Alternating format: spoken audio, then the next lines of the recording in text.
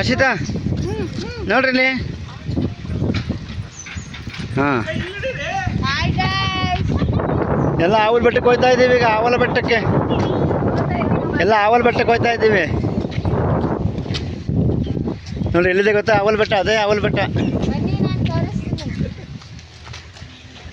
ನೋಡಿ. ಅಲ್ಲೊಂದು ಗುಡ್ಡ ಹೆಂಗೆ ಕೂತಿದೆ, ಕಲ್ಲು ನೋಡಿ ಹೆಂಗೆ ಕೂತಿದೆ.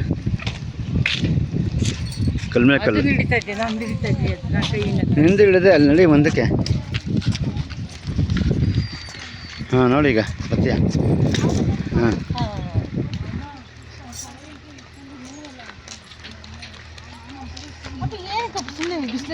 ಕೆರೆ ಈಗ ಅಲ್ಲಿ ಹೊಲ್ತ ಕೈಗೆ ಇಲ್ಲಿ ಹೊಲ ಆಯ್ತು ಅನ್ಕೊಂಡು ಬರೋಣ. ಸುತ್ತೂರ ಬೆಟ್ಟುಳ ಊರಾಗ ಏನೇ ಬಿಟ್ಟರೆ ಕಿತ್ಕೊಂಬರೋಣ ನಾವೇ.